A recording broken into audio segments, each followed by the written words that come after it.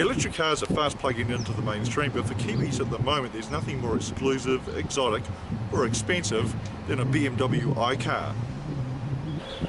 The $278,000 BMW i8 is grabbing all the headlines at the moment, but it's actually this car, the $83,500 i3, that's going to be generating all the sales volume. The 3 Series, the X3 and the M3, well, they obviously show how important that particular numeral is to BMW.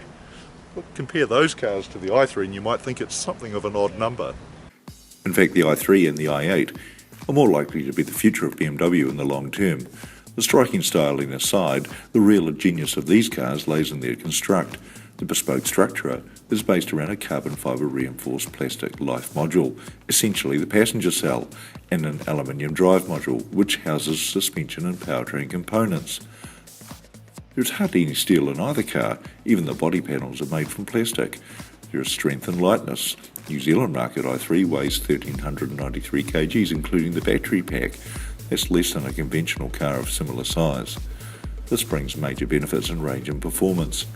The life module is so strong that the suspension is bolted directly onto it, no subframe as in BMW's conventional models. BMW also claims the car is relatively inexpensive to repair due to that modular construction. Green-minded multi-millionaires will gravitate to the i8, but as a sop to all levels of environmentalism, it's the i3 that tries harder. Whereas the i8's interior has a traditional luxury fit-out, the i3's is much more tree-hugging. It features an instrument panel surround and door trims made from the Canaf plant. Now, wild cows also gave their lives. This model's leather is tanned naturally, using olive leaf tree extract. Surfaces on the seats and door panels are made from recycled raw material. All electricity used to produce i-models at BMW's Leipzig plant in Germany is generated from wind turbines on site.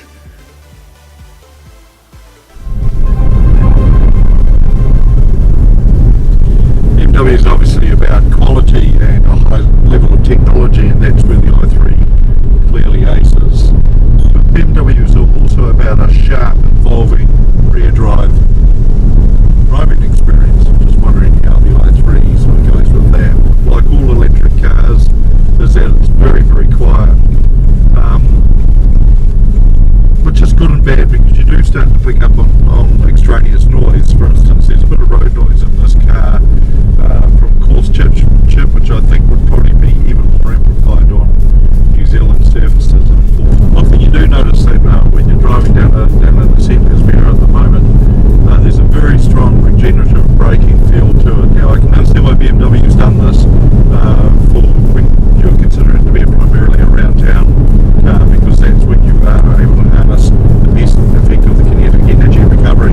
On the open road though, it's probably just a little bit too aggressive in that mode, and it would have been nice if that just allowed it to freewheel just a little bit more.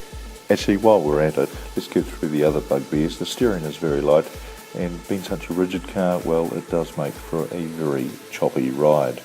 Our car was on 20-inch rims, and 19s are standard in New Zealand, but I don't think the wheel size reduction will make that much of a difference. To be fair, BMW reinforces that this is foremost a city car. Still, the economy from a mainly 100 km per hour trip was surprisingly good. We travelled in a variety of settings, sometimes using performance, but mainly in eco settings, including the Eco Pro Plus, which is a feature the i8 doesn't have. At journey's end, we found we still had a range of 105 kilometres left, and the trip computer was telling us that of that we had 62 kilometres of electrical range and 41 kilometres of petrol-driven range. That's pretty impressive. In saying that, we were the most economical drivers of the day. So anyway, that's the i3, and for me it's quite literally now yesterday's car, because we've flown back to New Zealand. Try this, the i8. BMW talks about the i3 and i8 as being bookends of an eventually quite broad range. It's hard to see the i8 as being a bookend to the i3, it's really the complete antithesis. So, what do you do with a low-slung ohm runner with enough performance snuff to crack out 100 km an hour in 4.4 seconds and hit a maximum speed of 250 km per hour? Well, with just a couple of hours to drive it, and with BMW minder and corporate communications man Ed Finn aboard, well, not a lot. Still, there was enough time to get a sense of its dynamic side and to at least confirm that the 1.5 litre 3-cylinder engine sounds much more Maserati than as many origins would ever suggest. I guess all sorts of things that occur when you're buying into this level of technology.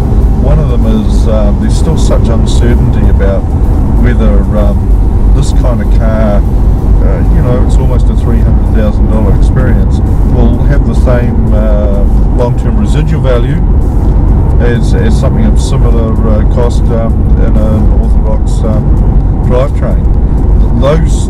That's an international thing at the moment. No one really knows the answer to that. But on the other hand, it certainly is a wonderful, incredible technical exercise. This car. In fact, all these range extender cars are, and they are definitely part of our future. We just can't ignore them. And well done to BMW for leaping into the high-end performance side of things. No one else is there at the moment. I guess if Tesla ever shows up in New Zealand, maybe they'll be competing, but that's a different thing again, being a pure electric car. There's definitely more than a touch of Hollywood to this car. It's no bad thing. I mean, flamboyant sells at this level of the market.